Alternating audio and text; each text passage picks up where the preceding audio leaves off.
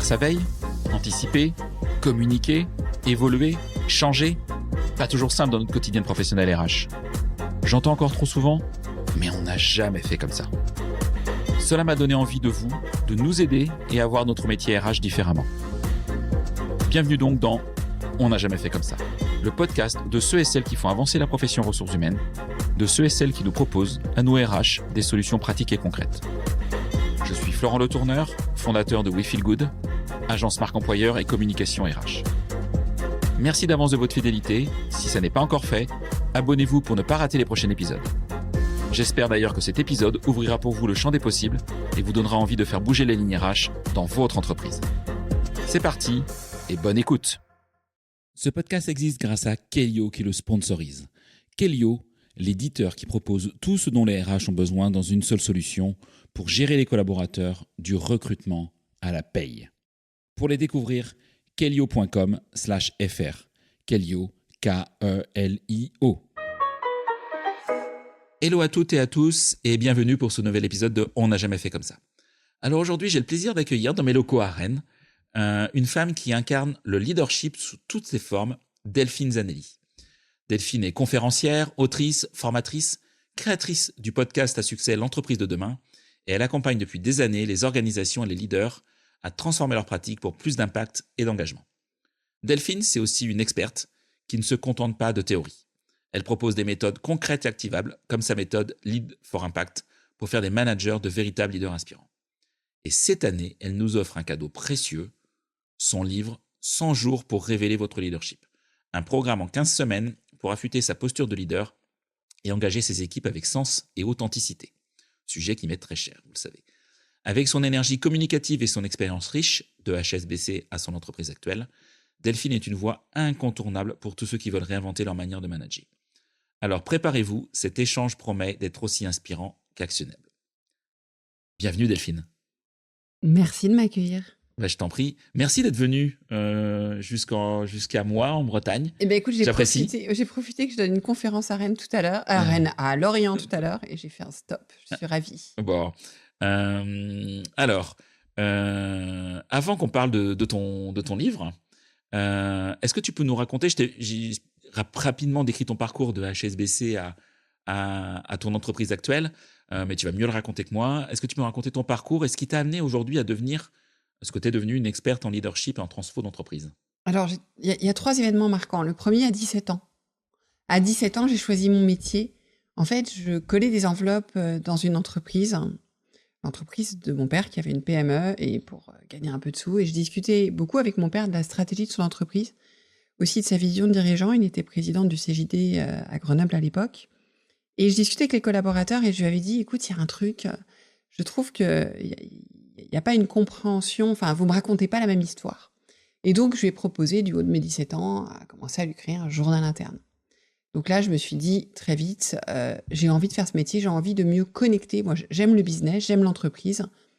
J'ai vraiment été élevée là-dedans. J'aime aussi l'humain et j'ai envie de connecter tout ça pour qu'il y ait plus de plaisir dans le travail et de performances communes, d'épanouissement, de grandir, etc. J'avais 17 ans. Et du coup, après le bac, je me suis dit, pour ça, il faut que je fasse le CELSA. C'est l'école, parce que je crois qu'il faut que je fasse de la com interne. Donc voilà, sachant que j'étais pas forcément une bonne élève à l'école. Donc, j'ai dû développer, deuxième fait marquant, des stratégies pour obtenir le CELSA. Parce que moi, j'avais le bac à l'oral et je compétitais avec des cagnes, hippocagnes, etc. D'accord. Et donc, dans ces stratégies, je me suis vraiment allée identifier quels étaient les atouts que j'avais, qui était ma connaissance du monde du travail très forte. J'avais déjà beaucoup travaillé. Et puis, une super bande d'amis qui était très bon à l'école. Et donc, j'ai mobilisé ces 2 atouts pour réussir le concours et rentrer au CELSA. Et troisième fait marquant, donc après, j'ai intégré d'abord DHL, récemment, qui vient d'ailleurs d'être lauréate Great Place to Work. Et je disais au CEO, je disais DHL un jour, DHL toujours. Quand on vous a remis le prix, c'est il y a 2 jours. J'avais le cœur qui vibrait comme quand j'y étais. Donc, c'était une entreprise avec une culture très forte, dans lequel aussi, il était déjà beaucoup question de leadership. Mais je ne me rendais pas compte, et à cette époque, ma mission, c'était de développer les compétences en communication des managers. Donc, j'avais dans un programme de développement des managers, et j'étais vraiment sur la partie soft skills. Et il y avait déjà beaucoup de ce leadership. Mais le fait marquant qui arrive ensuite, c'est que j'ai été chez HSBC pendant un long moment. Et une année, j'ai perdu plaisir dans mon travail. Alors que moi, j'ai choisi mon travail. Donc, on peut imaginer combien j'aime ça, combien je suis engagée, motivée. J'avais plus de plaisir. J'étais manager. J'avais tout perdu. Et ma manager de l'époque, la DIRCOM, m'a dit « Écoute, je vais te proposer d'aller suivre un programme de mentoring à Londres. » Je ne savais même pas ce que c'est que le mentoring. Je venais de commencer. Donc, je suis arrivée au 41e étage de la tour HSBC à Londres pour rencontrer le DIRCOM des fonctions globales, très impressionnant autant par sa posture que sa stature, et qui m'a proposé d'intégrer un programme de développement du leadership. Donc là, j'ai pas du tout compris pourquoi on me proposait ça. Et c'est dans la salle, avec mes collègues en janvier 2013, du monde entier, beaucoup de dirigeants, donc vraiment, je me demandais ce que je faisais là. J'étais membre de Codir, mais encore une fois, toujours ce sentiment de l'imposteur.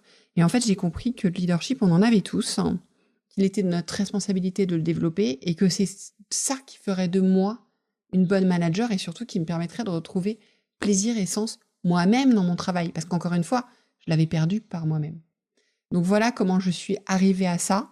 Et puis après cette expérience chez HSBC, j'ai décidé de me mettre à mon compte parce que j'avais envie d'aller travailler avec plus d'entreprises, de revenir aussi à un ADN que je connaissais. J'adore les grandes entreprises, mais j'aime bien aussi les moyennes, les plus petites. Et donc, de pouvoir me mettre à leur service. Et en chemin, j'ai créé le podcast aussi, l'entreprise de demain. Tout ça est venu nourrir ma pratique, ma réflexion. Voilà, parce que j'accompagne les managers depuis 25 ans.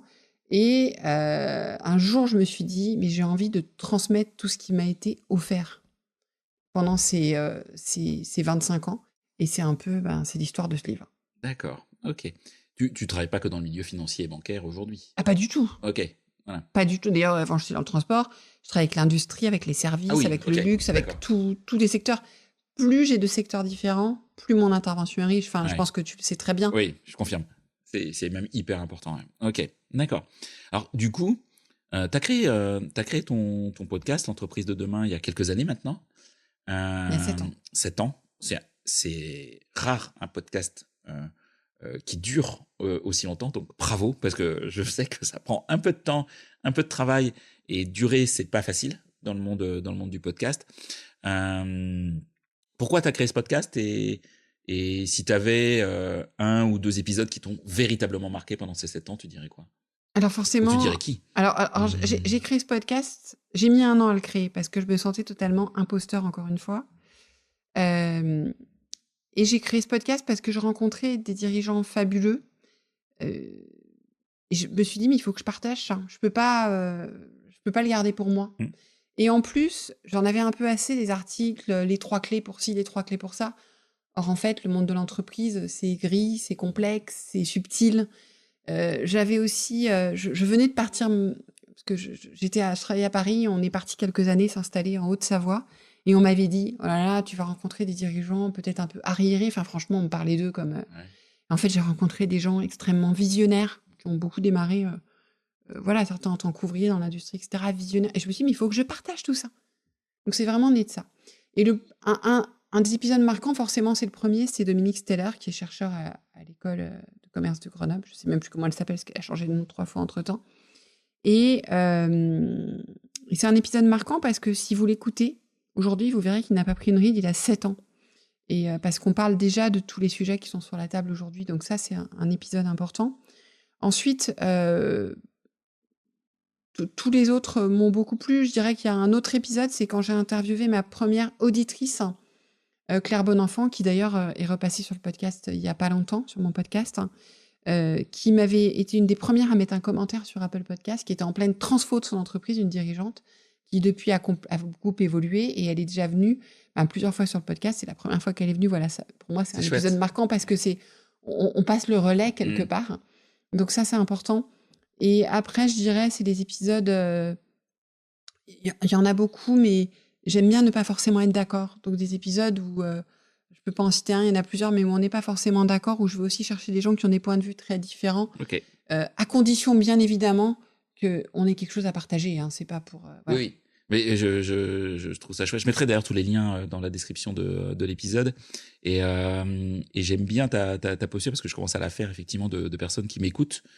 Et d'ailleurs, si vous êtes RH en entreprise, dans une collectivité, quel que soit votre niveau dans la structure, moi c'est pas ça mon sujet, ou peu importe d'ailleurs le nombre d'abonnés sur LinkedIn aussi, c'est pas mon sujet. Vous avez envie de passer sur ce podcast, contactez-moi et puis vous pouvez vous transformer d'auditeurs, d'auditrices à invités. C'est aussi quelque chose qui est totalement jouable. Alors si on parle un peu du livre aujourd'hui, qu'est-ce qui t'a donné envie d'écrire ce livre, donc 100 jours pour révéler votre leadership? Est-ce qu'il y a un déclic, une expérience perso derrière? J'imagine bien que tu l'as pas fait pour les royalties du livre, parce qu'en général, Non. Je connais pas grand monde. Ni parce que j'avais envie de devenir écrivaine.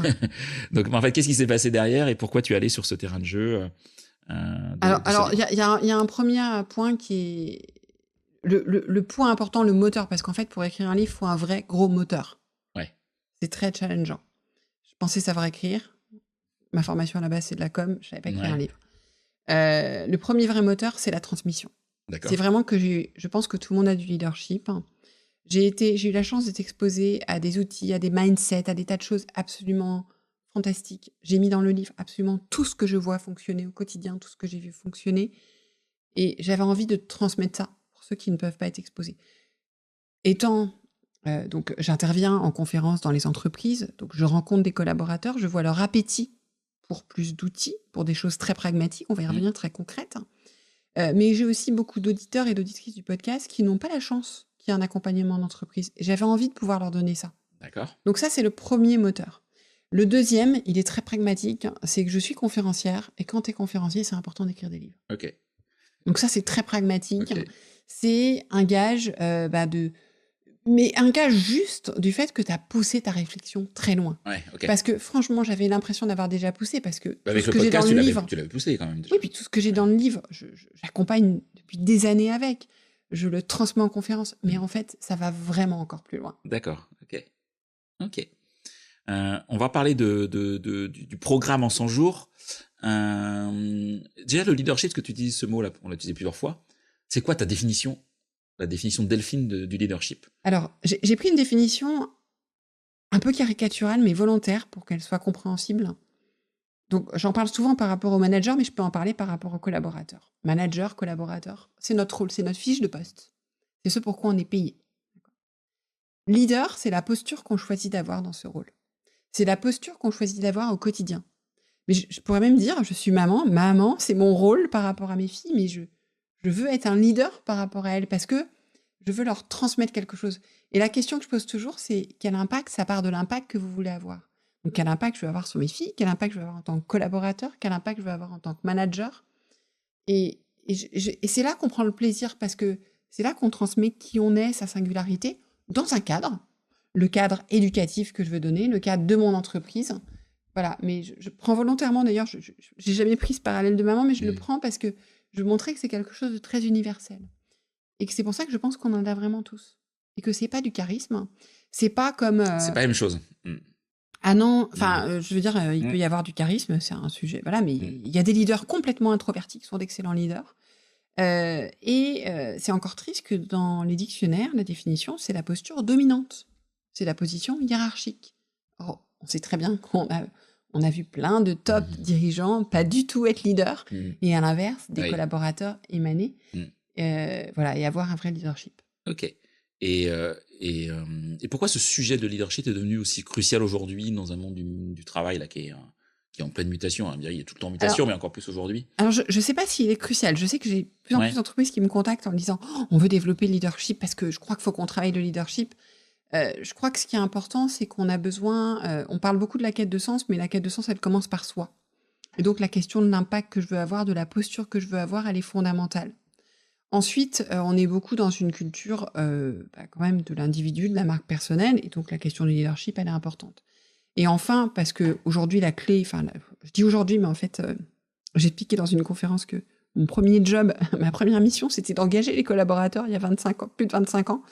On a besoin d'engager, et on n'engage pas uniquement par des process, par du rationnel, on engage par de l'émotionnel, on engage par qui on est, on engage par la posture que l'on a, par cette fameuse posture d'inspiration. Mais l'inspiration ne passant pas par être un sachant, passant par qu'est-ce qu'on veut transmettre. Et donc, on va engager par l'impact. Et je crois aussi que c'est important parce que il y a un autre sujet, c'est que de moins en moins de gens veulent manager parce qu'on parle mal du management.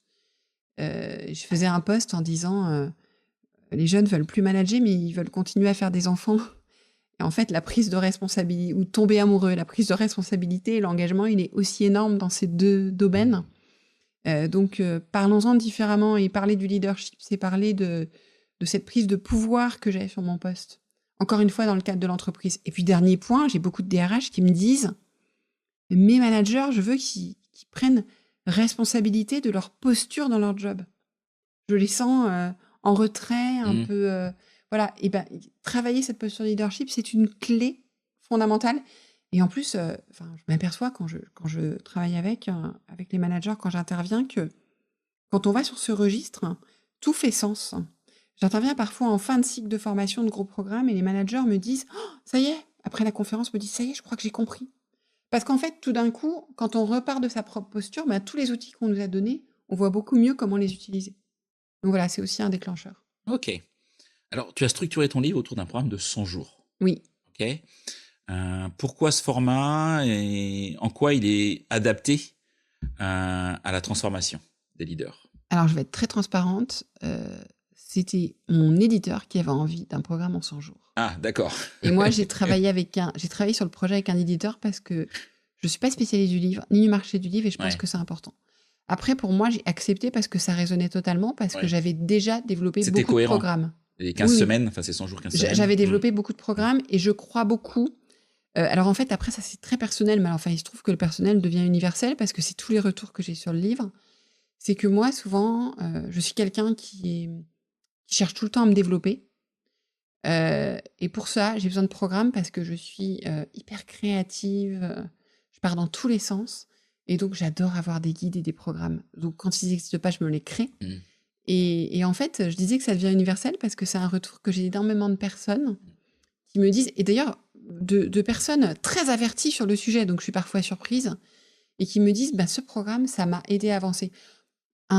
Quelqu'un qui travaille dans un gros cabinet de conseil qui m'a appelé pour me demander d'intervenir avec eux, qui m'a dit j'ai acheté votre livre parce qu'il fallait quand même que je vous lise. Bon, résultat, je crois qu'on va l'appliquer à tous les dirigeants du cabinet. Donc voilà, alors que franchement, je pense qu'ils connaissent le contenu. Oui. Donc voilà, donc ce côté voilà, compagnon, je pense qu'il est important. D'accord, ok. Par contre, tu l'as divisé en 4 parties le programme. Oui. Déterminer, amplifier, ritualiser et transmettre. Et pourquoi cet ordre et pourquoi ces 4 verbes? Alors, d'abord parce que ça commence, une fois de plus, je crois qu'on a tous du leadership, et moi je travaille beaucoup avec l'appreciative inquiry, donc je trouvais important de commencer à aller identifier son propre leadership. Commencer par ça. On va tuer le côté, on va pas arriver à la fin pour savoir si on en a. En fait, on va partir du principe qu'on en a, on va plutôt aller chercher quand est-ce qu'on en a. Quand est-ce qu'on en a et de quoi il est composé. Ensuite, quand on a compris de quoi il est composé, l'idée, ça va être d'amplifier ça. Parce que souvent, on va l'identifier. Donc ça, je l'ai beaucoup remarqué quand j'ai accompagné et quand je fais mes conférences, c'est flagrant parce qu'elles sont très interactives, donc les personnes se questionnent. C'est qu'en fait, parfois, on l'identifie dans des temps morts, dans des temps perso, etc. Donc comment est-ce qu'on va aller l'amplifier dans son job ou dans sa vie, d'une manière générale, parce que quelqu'un aussi m'a dit, je crois que je vais l'appliquer à ma vie. Donc comment est-ce qu'on va l'amplifier? Et donc pour l'amplifier, je vais travailler sur différentes choses pour pouvoir avancer.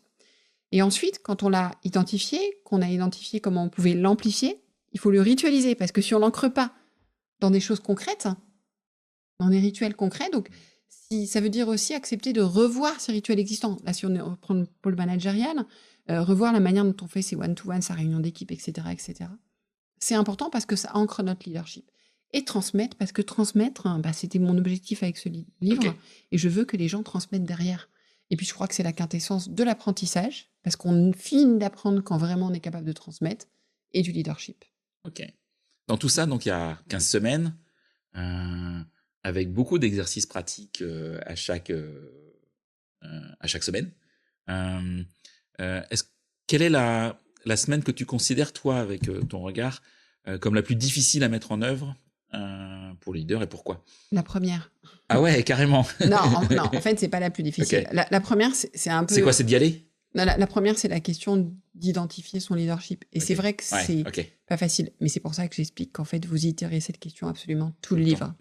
Donc ça, je sais que ça peut être difficile. Et en même temps, je donne une manière de faire extrêmement pragmatique, concrète, simple, qui fait qu'on y arrive.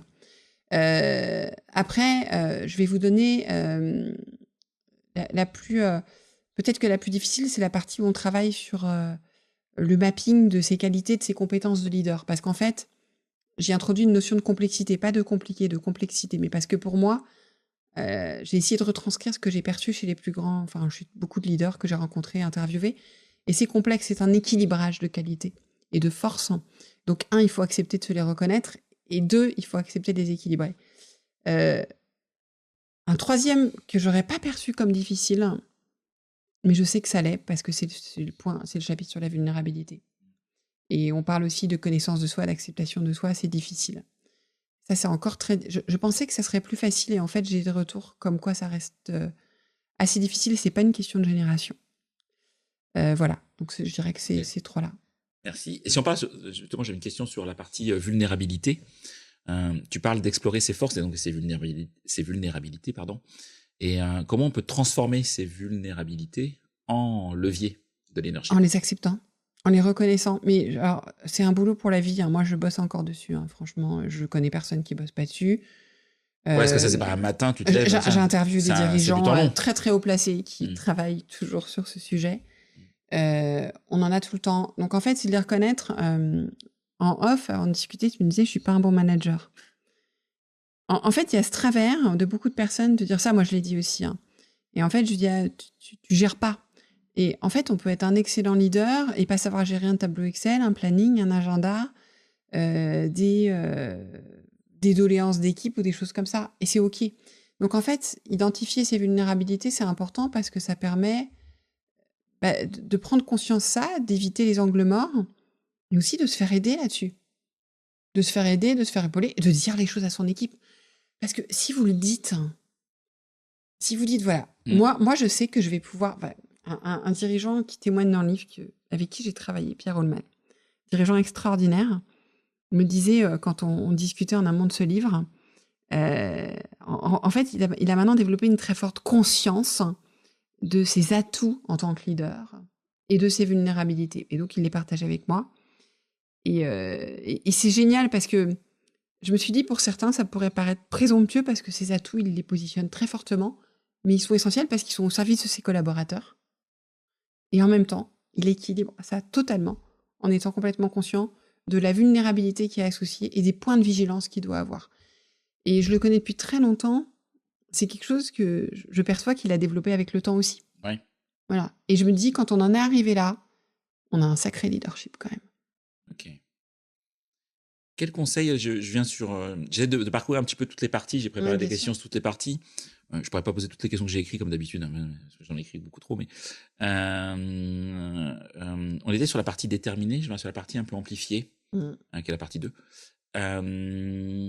Quel conseil pratique, là, vraiment pratico-pratique, tu pourrais nous dévoiler dès maintenant et que tu donnerais à un leader pour développer et valoriser les talents au sein de son orga? Pas le feedback. En fait, alors... C'est un sujet qui revient sur... En fait, c'est un épisode sur le feedback. Pour Clou, je crois qu'il est dans ritualiser le feedback. J'ai plus le sommaire en tête. Mais c'est pas grave. Oui, oui, j'avais une question sur le feedback. Qui est dans ritualiser, ouais. Bah, du coup, je l'ai anticipé. Donc, mais c'est pas grave. Non, en fait, je vais te dire pourquoi. Tu me parlais de faire grandir les talents des collaborateurs. Hein, oui, c'est ça. Comment les développer, comment les valoriser. Ouais. Et puis les valoriser aussi. Ouais. Alors, d'abord, pour les développer, je pense que le premier point, quand même, c'est de commencer par... afficher le leader qu'on veut être, l'impact qu'on veut avoir, ses forces et ses vulnérabilités, parce que quand vous avez fait ça, vous laissez la place à chacun pour le faire. Donc ça, c'est important, parce que pour faire grandir des talents, il faut aussi offrir, et j'en parle aussi, offrir un climat de confiance et de sécurité qui permet ça, et tout ça en fait partie. Il y a d'autres choses dans le livre, mais tout ça, parce que je traite ce sujet dans le livre de climat de confiance, mais ça en fait partie. Après, pourquoi je parlais du feedback, c'est qu'en fait, je conseille beaucoup aux dirigeants, aux leaders, de se mettre en posture d'observation de ses collaborateurs pour leur faire des feedbacks. Alors le feedback, c'est pas un recadrage, le feedback, c'est pas un retour sur ce qui n'a pas marché, le feedback, c'est quelque chose qui fait grandir. Donc là, j'en profite pour rendre un hommage à Stéphane Moriot, qui nous a quittés il y a pas longtemps, qui est pour moi le pape du feedback. Vraiment, son livre est absolument fabuleux, il faut le lire.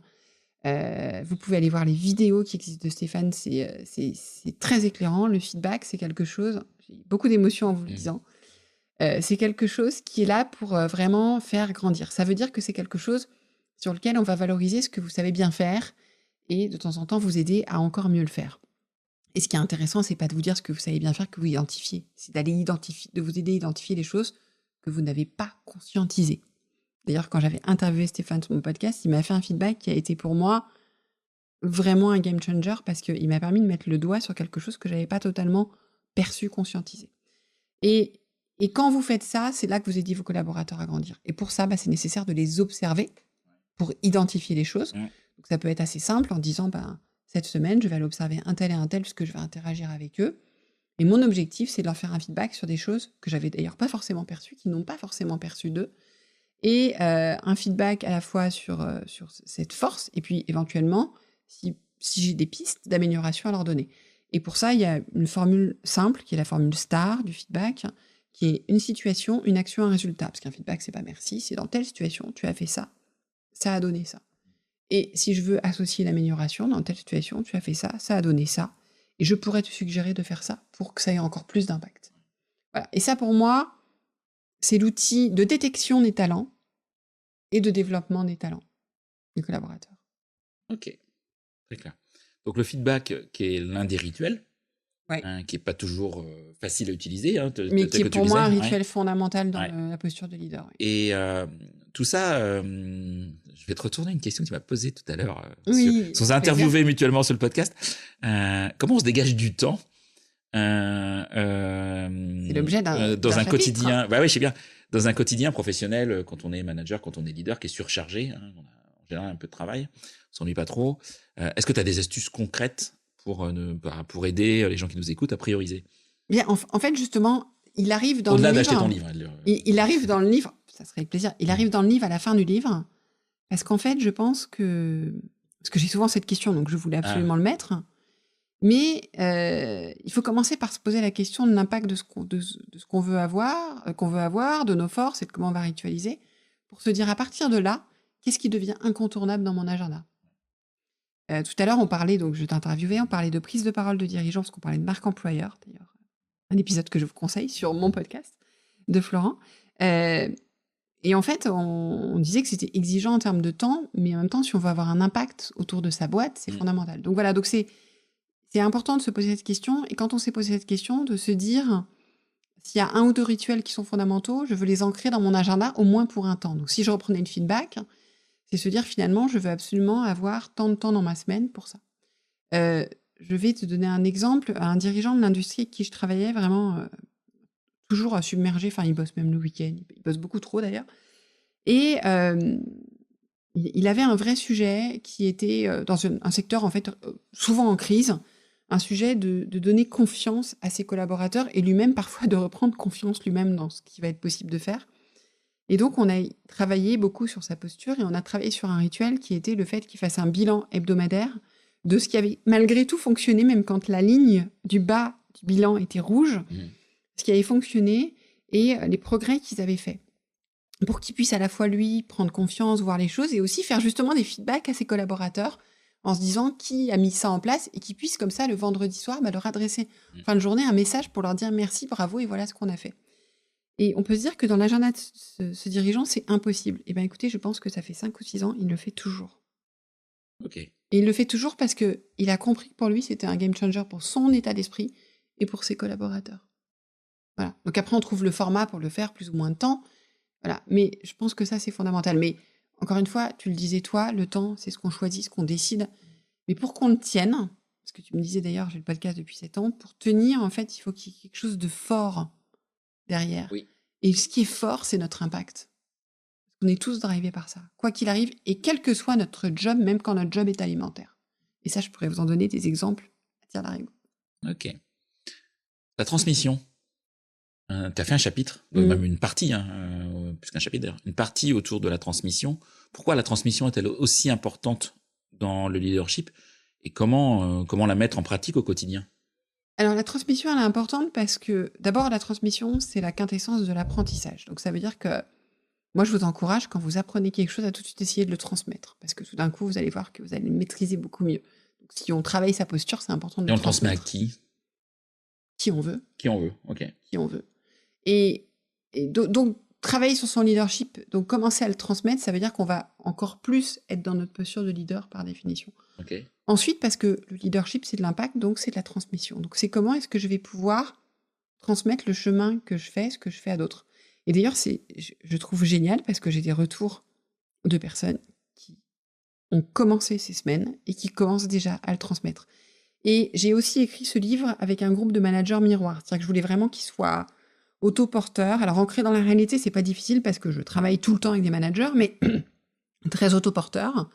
Et donc, j'ai des managers anciens d'entreprises dans lesquelles je suis intervenue ou auditeurs du podcast. J'ai fait un appel qui ont accepté de rejoindre un groupe. Ils ont fait une masterclass pendant 15 semaines. Je leur ai délivré toutes les semaines pour avoir ce miroir.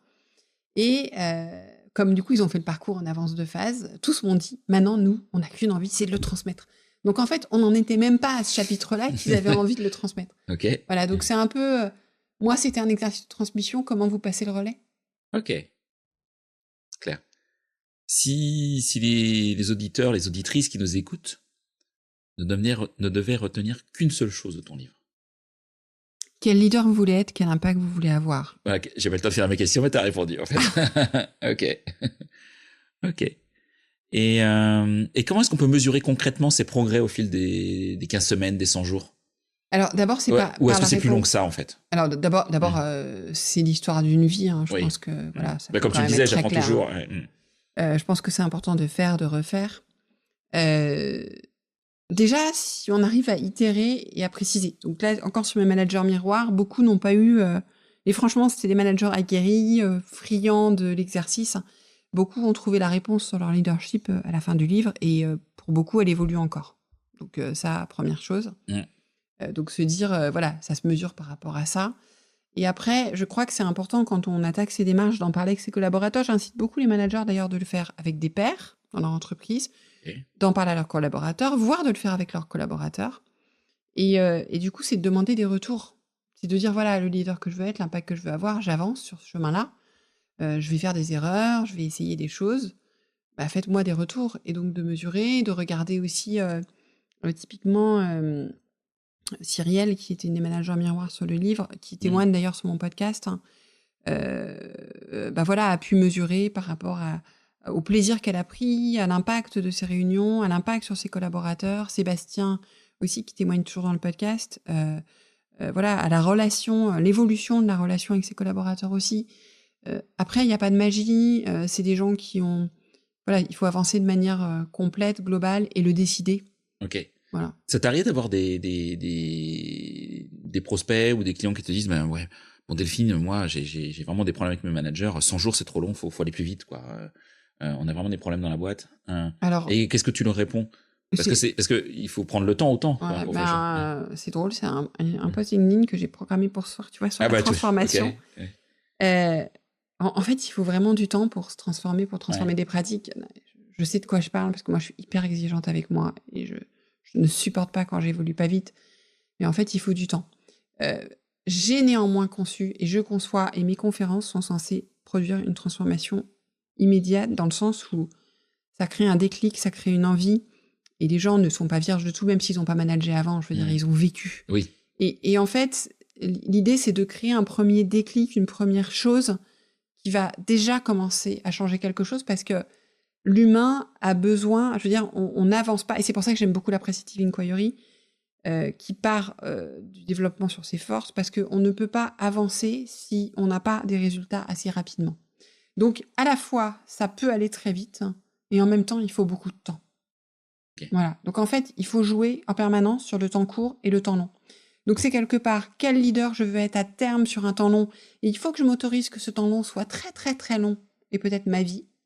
Et en même temps, il faut que dès aujourd'hui, je sois capable de mettre en place quelque chose qui me donne envie de continuer sur ce chemin et qui donne confiance à mes équipes sur le fait qu'on avance ensemble sur ce chemin.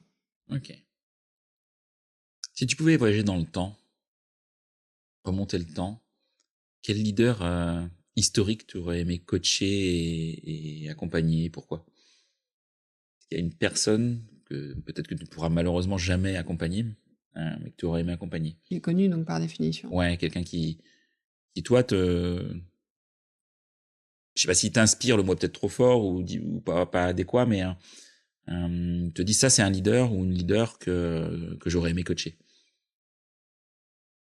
Qu'il soit plus là, j'en ai pas. Ou que tu aurais aimé aussi Mmh. avoir sur ton podcast? Ouais. Aujourd'hui, alors je parlais récemment d'un leader, qui m'intrigue, qui est Richard Branson. J'en parlais parce qu'aujourd'hui on a des leaders un peu fous à la tête du monde, Mmh. carrément fous. Mais pour moi, c'est vrai que je pense que quand on est extrêmement brillant, il y a toujours une part de folie. Je trouve, que ce leader a une part de folie et en même temps très ancré, un pragmatisme et un Mmh. côté ancré, sans doute par aussi sa famille, par des choses, je sais pas. Et donc je serais très intriguée OK. de voir un peu plus ce qu'il y a derrière ce personnage, parce que c'est plus Ouais. des questions d'actualité qui m'interrogent par rapport à ça, sur cette forme de leadership. Après, non, une femme pour moi qui est une grande leader que j'adorerais avoir sur mon podcast, c'est Michelle Obama. Ouais. En fait, je suis impressionnée par sa capacité à se connecter avec les gens, à rentrer en connexion, à partager, à être, voilà, on peut l'aimer, pas l'aimer. Pour moi, c'est quelqu'un qui, enfin, comme toutes ces personnes, comme tout le monde d'ailleurs, voilà, c'est quelqu'un qui me touche d'une certaine manière et j'aimerais savoir un peu plus qu'il y a derrière. Je vois que j'ai pris 2 anglo-saxons. Moi, j'ai beaucoup grandi dans les univers anglo-saxons. J'adore la France, hein. Je suis française, mais c'est vrai que je suis toujours assez intriguée, peut-être parce qu'il se révèle plus. Après, dans mon livre, vous avez des interviews de leaders qui sont toutes des personnes qui m'inspirent énormément. Marion qui a fait la préface aussi. Il y a Chloé, il y a Pierre, il y a, enfin, voilà, qui sont tous des leaders que j'aurais pu citer, qui sont pas forcément des leaders publics et connus OK. en tant que tels, mais qui ont ça aussi. OK. Je pouvais pas éviter une question sur l'IA. Ouais. Est-ce que tu penses que l'IA pourrait remplacer certains aspects du leadership à terme, à moyen, à long terme? Alors, je viens d'écouter un podcast fabuleux que je vous conseille, avec le podcast d'Adam Grant sur l'IA, où il interviewe j'ai plus son nom, le patron de OpenAI. Mmh. Et justement, Sam Altman? ouais, voilà, Mmh. il me semblait que c'était ça, mais Mmh. je pensais que je me trompais de nom. Et il parle de ces questions. Et je trouve que ça va dans le sens du leadership, parce qu'il dit qu'en fait, voilà, notre faculté, ça va être de savoir poser les bonnes questions. C'est plus d'avoir, on le sait aujourd'hui, un manager, on n'attend plus qu'il soit expert. Alors, il faut qu'il connaisse un peu le truc quand même, mais on attend qu'il sache poser les bonnes questions, qu'il sache faire les bonnes connexions et qu'ils sachent permettre à leurs équipes de faire les bonnes connexions. Et donc, c'est là où justement, il faut qu'on dépasse le management pour aller sur le leadership, parce que c'est vraiment ça notre rôle demain. C'est vraiment ça le rôle d'un leader. Donc, ça va renforcer cet aspect-là, en fait. Cet aspect. Et aussi, bien sûr, le côté empathie, etc. Même si ça justement dit que potentiellement, l'IA, et moi, je trouve qu'elle commence à rentrer en empathie. Alors, moi, je travaille beaucoup avec l'IA. Du coup, forcément, elle est dressée à qui je suis. Mais parfois, je me dis, waouh, ça devient empathique, tout ça. Voilà.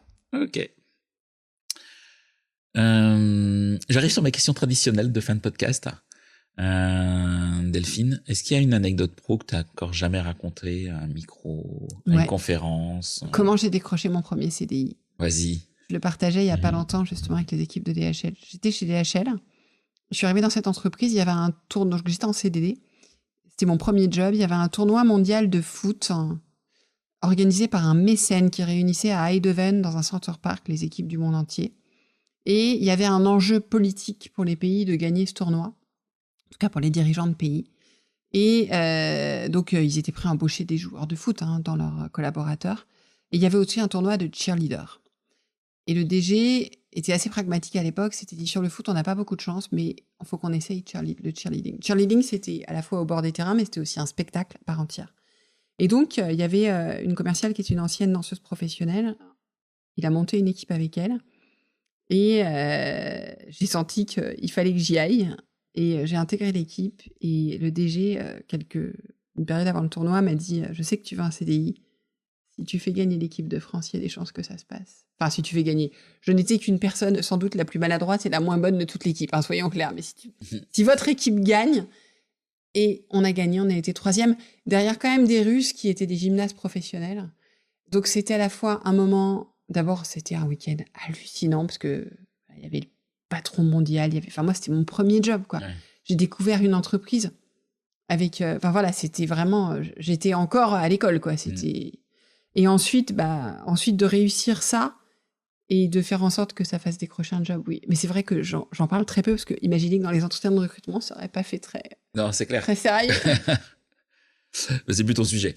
T'as plus rien, en tout cas, à prouver. Non, et puis aujourd'hui, finalement, Ouais. je trouve que cette histoire est géniale. C'était aussi comme pour relever le concours du CELSA, ma capacité à, quand j'ai envie de quelque chose parce que je sais que c'est bien et que c'est important, ce que je peux être capable de faire pour l'avoir. Ouais, c'est un bon signal que de toute façon dans la vie, il faut jamais rien lâcher et jamais se dire c'est pas possible. Et aussi se dire que j'étais pas bonne en sport, j'étais pas bonne en danse. Se dire aussi, faire confiance parfois dans la vie et dans le fait, dans la volonté. Alors ce podcast s'appelle On n'a jamais fait comme ça.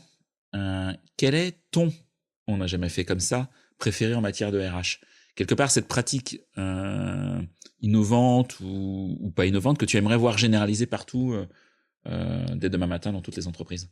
Et c'est permettre, ce dont on parlait quand je t'interviewais, permettre sortir des termes de référence pour parler d'entreprise. Ouais. C'est vraiment permettre à tout le monde de parler de l'entreprise telle qu'il la ressent, telle qu'il la vit. Parce que, pourquoi je dis ça? Parce que pour moi, l'entreprise, c'est un lieu très important. Le travail, c'est un vrai vecteur d'épanouissement. Il y a une enquête de Great Place to Work là, sur The Great Insight qui remet le fait que, il y a plus de 70% des gens qui considèrent que le travail les épanouit. Et donc, pour réhabiliter aussi l'entreprise, c'est aussi ça l'origine de mon podcast Entreprise de demain, il faut donner à voir ce qu'elle est vraiment. Ok. Et donc, autorisons-nous. Donc, en fait, du boulot pour toi, Florent. Ouais, chouette. Il y a des personnes que tu me verrais interviewer sur ce podcast? Une Bretonne, Sophie Plumer. Tu connais Sophie qui a un podcast? Non, je la connais pas personnellement. Bien sûr, je connais son podcast, qui habite à Vannes, je crois. Elle habite à Carnac. Ouais, dans le Morbihan, ouais, c'est ça. Ouais. Et ok. J'y pensais parce qu'on est bretonne. Alors, en fait, j'en ai deux à te soumettre. J'ai Sophie, parce que, je pense que tu seras très intéressée par son regard, et c'est une ancienne DRH. Et je pense aussi à une autre rémoise, du coup, tant qu'à faire, tu fais local, Jenny Chamas, qui est une coach qui accompagne des femmes dans le développement de leur leadership, qui est aussi une amie. Et voilà, je pense que ça peut être intéressant. Ok, je prends. Tu dois faire beaucoup de veille, j'imagine. Oui. C'est quoi tes moyens de veille préférés aujourd'hui? Est-ce qu'il y a des choses que tu nous conseillerais, des podcasts, d'autres livres, des newsletters? Alors, j'écoute beaucoup les podcasts américains, ça, quand même, ça me paraît important. Adam Grant, je vous ai cité son podcast, il est fabuleux. Vous avez le podcast de Brené Brown aussi. Donc, je suis abonnée aussi au newsletter de Adam Grant, ce qui me permet d'être en veille, de lire beaucoup de livres. Donc là, je vais interviewer bientôt Alison Fragall, dont il avait conseillé le livre Likeable Badass, qui est génial. Donc ça me permet aussi d'aller sourcer des livres différents. Donc ça, c'est pour le côté plus en dehors, anglo-saxon. Sinon, j'utilise quand même pas mal LinkedIn, parce que, et c'est vrai que c'est pour ça, tu as encouragé les DRH dans un autre épisode à s'exprimer sur LinkedIn, mais moi j'en ai encouragé parce que c'est chouette de pouvoir découvrir des choses. Après, je vais beaucoup dans d'autres secteurs, donc je suis abonnée à la newsletter de Nicolas Bordès, que je vous conseille. Oui. TWR, c'est ça? Ouais. C'est ça. Moi, mon métier d'origine, c'est la com, mais du coup, c'est hyper intéressant. Le blog du communicant aussi, toujours hyper intéressant. Confirme. Voilà. En fait, je crois que... Et après, je me connecte beaucoup aux univers différents du mien. À rencontrer des gens dans des milieux très différents, artistiques, plein de milieux, parce que c'est souvent là que j'arrive que j'ai un peu les eureka. C'est pas en ronronnant trop dans le monde des RH ou autre. Faire sa veille, c'est aussi s'ouvrir, quoi. C'est s'ouvrir. Et puis après, bien sûr, t'as les événements incontournables, HR Technologie, le salon du management, auquel je vais encore participer cette année, mais qui vraiment est fabuleux. Voilà, donc c'est aussi aller dans ces endroits où il y a des conférences, où on peut assister à des choses intéressantes qui éclairent. Voilà, guetter un peu tous les événements, mais aussi des événements qui ne sont pas de notre domaine, pas de notre secteur. Ok, très clair. Un grand merci Delphine. Merci à toi, j'étais ravie de faire cet épisode avec toi. Également, merci pour tout. Merci de m'avoir offert ce livre. Je le dis aux invités. Donc, je vous encourage toutes et tous à l'acheter chez votre libraire préféré. Et s'il vous plaît, à mettre un commentaire sur Amazon ou la Fnac, parce que ça m'aide, même si vous l'avez acheté chez votre libraire. C'est vrai, marche. C'est vrai. D'ailleurs, si on veut te contacter, Delphine, c'est quoi ta préférence si quelqu'un veut te Alors, vous pouvez passer par LinkedIn ou sinon delphine.zanelli avec un N et deux L @l'entreprisededemain.com. Ok. Merci Delphine. Merci Florent. À bientôt à tout le À monde bientôt. et pour un rendez-vous la semaine prochaine pour un nouvel épisode. Au revoir. C'est terminé pour ce bel épisode. Merci de l'avoir suivi en entier. Pour ne pas rater le prochain, d'ailleurs je prépare plein de chouettes entretiens pour ces prochaines semaines, abonnez-vous à On n'a jamais fait comme ça. C'est le bouton Suivre sur Apple Podcast ou s'abonner simplement sur Spotify. N'hésitez pas également à mettre 5 étoiles si vous avez apprécié ce podcast et à me contacter via LinkedIn pour tout commentaire ou toute suggestion d'invité. À bientôt!